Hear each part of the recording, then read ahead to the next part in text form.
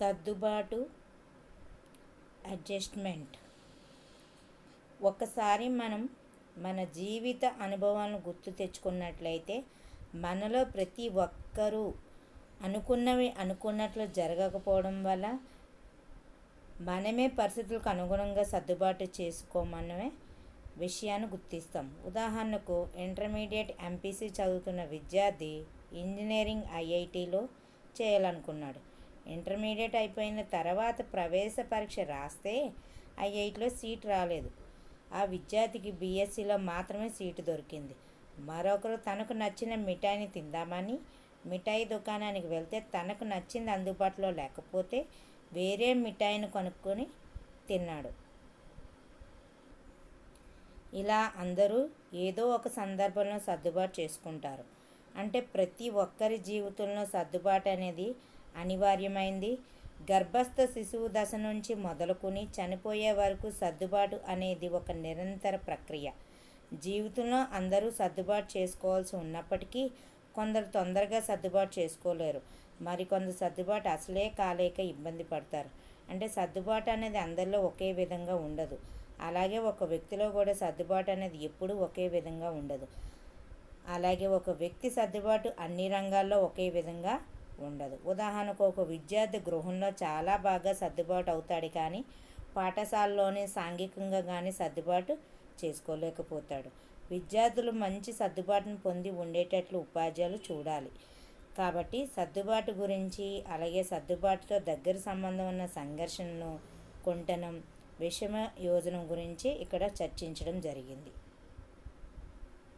సర్దుబాటు వివిధ మనోవిజ్ఞాన శాస్త్రవేత్తలు వివిధ రకాలుగా నిర్వచించారు. వాటిని ఒకసారి పరిశీలిద్దాం. గేట్స్ జెసిలాల్ 1948 తనకు తాను పరిసరాలకు మధ్య మరింత సామరస్యమైన సంబంధాన్ని నెలకొల్పడం కోసం నిరంతరం తన ప్రవర్తన మార్చుకోవడమే సర్దుబాటు. తనకు తాను పరిసరాలకు మధ్య మరింత సామరస్యమైన సంబంధాన్ని నెలకొల్పడం కోసం నిరంతరం తన ప్రవర్తన మార్చుకోవడమే సర్దుబాటు. లారెన్స్ షాఫర్ జీవి అవసరాలకు, ఆ అవసరాలను సంతృప్తిపరచడాన్ని ప్రభావితం చేసే పరిస్థితులకు మధ్య సమతుల్యమే సర్దుబాటు. జీవి అవసరాలకు, ఆ అవసరాలను సంతృప్తిపరచడాన్ని ప్రభావితం చేసే పరిస్థితులకు మధ్య సమతుల్యమే సర్దుబాటు. డిక్షనరీ ఆఫ్ సైకాలజీ సర్దుబాటును 2 రకాలుగా నిర్వచించింది. ఆటంకాలను అధిగమించి అవసరాలను తీర్చుకోవడానికి జీవి కనబరిచే కృత్యాల వైవిధ్యమే సర్దుబాటు. భౌతిక, సాంఘిక పరిసరాలతో సుద్రావం ఏర్పరచుకోవడం జీవి కనబరిచే కృత్యాల వైవిధ్యమే సర్దుబాటు. ఆటంకాలు: వ్యక్తి తన అవసరాలను తీర్చుకోవడానికి అనేక గతిశీలక కృత్యాలు చేస్తాడు. అతను గమ్యం చేరడంలో అనేక ఆటంకాలను ఎదుర్కోవాల్సి వస్తుంది. ఇవి ప్రతిబంధకాలుగా తయారవుతాయి. వ్యక్తి ఆటంకాలను అధిగమించి గమ్యం చేరడానికి ప్రయత్నం చేస్తాడు. ఆటంకం వల్ల నిరోధించబడిన వ్యక్తి ప్రవర్తనా రీతులను గమనించవచ్చు. వ్యక్తి ఒక గమ్యం వైపు బయలుదేరుతాడు. అతనికి ఆటంకం ఎదురైంది. అతను ఒక అన్వేషణ స్థితిలో పడ్డాడు. గమ్యం చేరడానికి అనుకూల మార్గాలు కనిపించాయి. గమ్యం చేరడానికి వేరే మార్గం కనుక్కున్నాడు. గమ్యం చేరాడు, సర్దుబాటు చేసుకున్నాడు.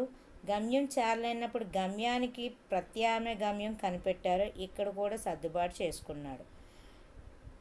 ఆటంకాలు 2 రకాలు: వ్యక్తిగత ఆటంకాలు, పరిసర ఆటంకాలు. వ్యక్తిగత ఆటంకాలు శారీరకంగా ఉండవచ్చు, మానసికంగా ఉండవచ్చు. శారీరక ఆటంకాల కింద గుడ్డి, చెవుడు మొదలైన అంగలోపాలు వస్తాయి.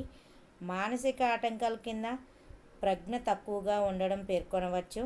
పరిసరాల్లోని ఆటంకాలు 2 విధాలుగా ఉంటాయి: భౌతిక పరిసరానికి సంబంధించినవి, సాంఘిక పరిసరానికి సంబంధించినవి. భౌతిక పరిసరానికి సంబంధించినవి కొండలు, నదులు, ఎడార్లు మొదలైనవి. సాంఘిక పరిసరానికి సంబంధించినవి ఆచార వ్యవహారాలు, సాంఘిక అంతరాలు, కులాలు, శ్రేణులు మొదలైనవి.